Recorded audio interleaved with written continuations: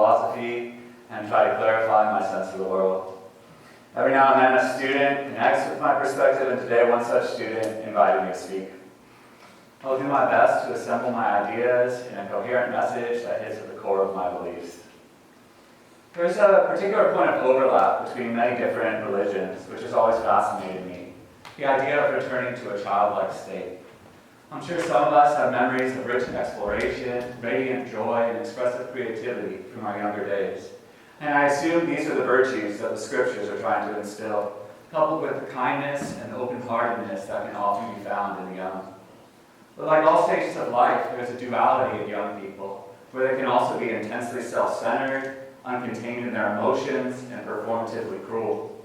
Because I appreciate duality, I'd like to share a story from my early days of teaching that illustrates the honest nature of the young. So when I first began, I was too nervous to teach at the high school level. It seemed intimidating. So I went to the elementary school level, which is absolutely terrifying. I had a couple rough but manageable days, and then I decided to sub for a third grade class. I go in, and the day is kind of going by, and we're getting through it. And then kids coming back from lunch, they're rowdy, and I look at my lesson plan, and what the teacher left for me was 1 hour of bingo. And so I pass out stuff. There's the cards, the spinner, the little bowl of uncooked beans that they're going to use for markers, and the teacher conveniently left a spoon in every little bowl of uncooked beans. Within about 5 minutes into bingo, the first bean flew through the air. It triggered a combat situation that I'm still recovering for. Beans flying, kids being struck, kids screaming to avenge their fallen comrades. It was wild. And being unsure of what to do, I just continued calling out the numbers. D18, A24, stop flicking beans. And it got so loud at one point that a teacher from the next door came in. She opened the door and she said, "What's going on here?" And everything froze, except one little bean that skittered. And she looked at me with just this look of disgust I won't forget. It was as if she just saw me stealing from the collection petty, or robbing Girl Scouts for their cookies. It was just a look of, "You sad, sorry man." And so she turned away, the door closed, and then the battle reignited.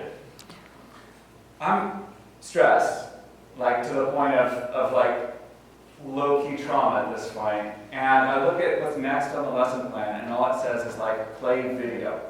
And this is in the days with the old cart with the TV and the VCR, and there's a little unmarked VHS tape sticking out of it. So I push in the VHS tape, and everything magically turns on, and it's a movie I'd never heard of, called High School Musical. And at that moment, all of the kids put away their weapons of war. They rose angelically from their seats. They took me by the hand and sat me down on a carpet not unlike this one, and sung quietly, so as to not disrupt the cadence of the movie, the words to every single song. They looked like little angels. I like duality. I never taught elementary school again. Even if it were ideal to stay in some garden of Eden-like innocence, it is certainly not possible in our current society. Whether or not a parent tries to shelter their child from the ills of the world, a person must confront a myriad of pressures and contradictions during their youth and adolescence. The childlike state is attacked on multiple fronts and much earlier than many adults believe. I've made a list of just some of the circumstances that we are faced with from a young age.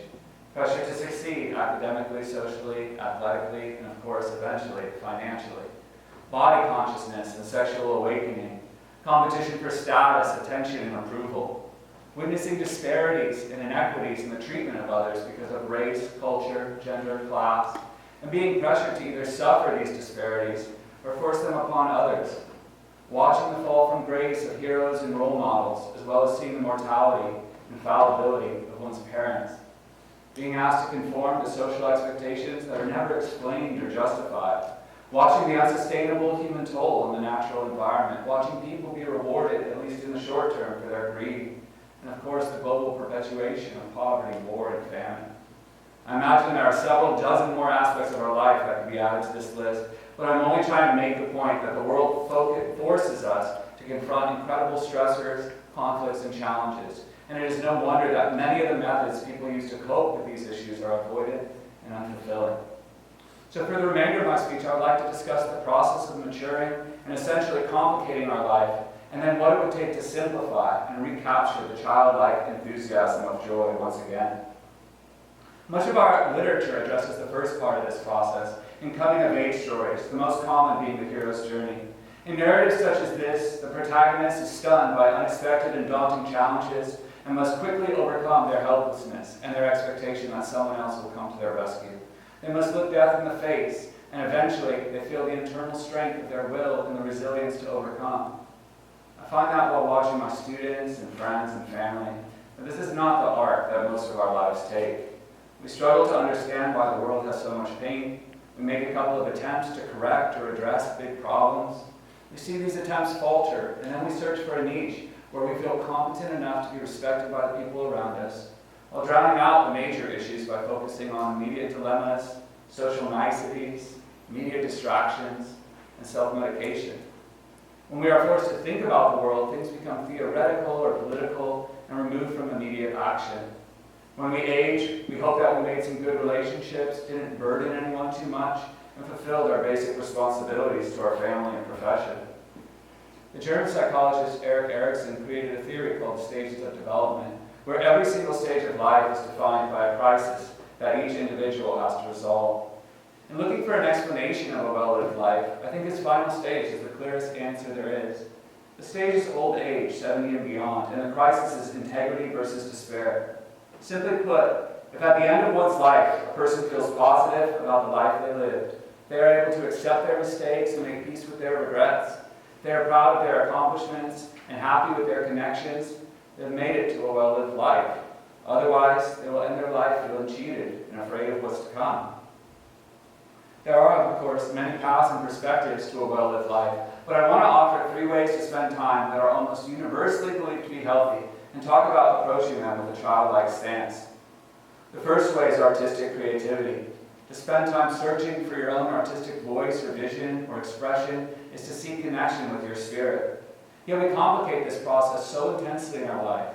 If I'm playing music or making a painting, how quickly do I start assessing how good it is and who I can show it to? Am I good enough to impress my friends, or how can I capitalize on my work? Am I better than so-and-so, or how do I get better as quickly as possible? If I'm not improving, should I quit? How can I squeeze a little time for creativity in such a busy schedule? I remember a day when less than half my class showed up to school. The students that did show up were in a good mood, and I asked if they wanted to do an impromptu talent show. They bought into the idea, and everyone took some time to practice their skill. A student asked to borrow my guitar and went to the hall. The student was a masterful saxophone player, but he had only recently started playing the guitar and wanted to try. He took about 20 minutes to get the chords down and then performed. From an objective standpoint, his playing was that of a beginner, and his voice was just as untrained as his guitar, but he lost himself to the song. His emotion was melancholy and pure. He did something that I could never quite manage in my own music. He let himself go. The childlike state was one of surrender and release to experience. He wasn't self-conscious because there wasn't a self. There was just sound and feeling. There's such a beautiful duality of control and chaos in this type of artistry. And while the social response is perfectly irrelevant in a moment of such detachment, this is always the art that hits people the hardest. The second universally supported way to spend time is connecting to nature, seeking the serenity of nature's rhythms and the inspiration of natural beauty. I think that as we age, we can distort this experience as well. Think about the person constantly tracking how far they've gone and how many calories they have burned. Someone taking a picture of themselves and posting it, and then checking the likes, making sure their experience looks more serene or spectacular than anyone else's. The grown-up pressure to schedule the trip way ahead of time instead of waiting for the mood to strike. I've dabbled in thrill-seeking and action sports, and this too has the energy of conquest and accomplishment. Rather than respect the mountain, I need to climb it and dominate it, all while adding the risk that I might injure myself or cause my family pain and worry. I think the childlike state comes in seeing yourself not as a visitor or an adventurer, but as a piece of the nature that you are surrounded by. Sometimes I ask my class to think about the 30 other people in the classroom and how together we have more than 500 years of accumulated experience between us. How we sit in a school of 3,000 in the Bay Area of 9 million and on a planet with 8 billion other breathing, conscious human souls. That we are all part of something together, and that rather than feel insignificant, we can feel that we're enmeshed with something unspeakably powerful. How many of us meditate that we are intertwined with the trees, the ocean, and the mountains in the same way, part of something undivided and global and awesome? And how do we get to the point where we don't have to reflect or meditate on any of this? We just live and breathe the truth of it. And the third use of time is in trying to disrupt cruelty and ignite compassion. I was teaching at a different high school about 15 years ago, and I was late to class. On my way to my room, rushing across campus, I saw one of my students, and we smiled as we hustled up the stairs together. On the second flight, a girl that neither of us knew was weeping heavily. I glanced at her and continued up the stairs, while my student stopped, and in the most genuine way said, "Hey, what's wrong? What's happening?" He sat next to the girl and gave her some time to compose herself. I was in class before I saw anything else, but his nature was the same as my 5-year-old. To walk by a person in distress and pretend not to notice feels unnatural and confusing. Why is ignoring the distress of others the polite response in so many different parts of our society? Why are we waiting for social cues on when and how to intervene? So when I began here at Cal High, I was teaching a book about a refugee father and son running for their lives as their country fell into authoritarianism. Upon reaching America, the father takes a job at a gas station and loses the status and wealth that he had in his home country. It occurred to me that almost everyone who immigrates at a later stage of life, while still learning the language and working an entry-level job, has seen suffering and sacrifice on a far greater level than I have. So I leave work and pull into the gas station in Danville. And I'm pumping gas, and I see a group of middle school students heckling and harassing this Middle Eastern man working at the station. They're mocking his accent and being the living essence of privileged, obnoxious boys. I felt shocked, and I got into my car and I drove away.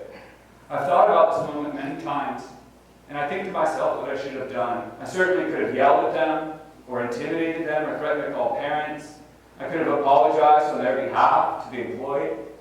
I think about if I had taken the best parts of my maturity and my inner child and asked them without malice what they were doing and why. I wonder if I could have kept their attention to ask the man his name, where he came from, or anything else about his life that would have reminded the boys of this person's humanity and given them the chance to be curious themselves rather than scornful. I think about how unlikely it is that I could have pulled this redirection off in the way that I imagined, but how when you seize the spirit of a childlike posture, the fear of failure or ego or of social consequence doesn't really factor into your decision making. And so in the end, I think the best a person can do is live in a delicate and paradoxical balance of conscientiousness and recklessness, awareness and abandonment, intense self-reflection and liberation from the self. If one can do this, perhaps they can bring grace to unexpected moments and find peace, even when surrounded by turmoil. Thank you.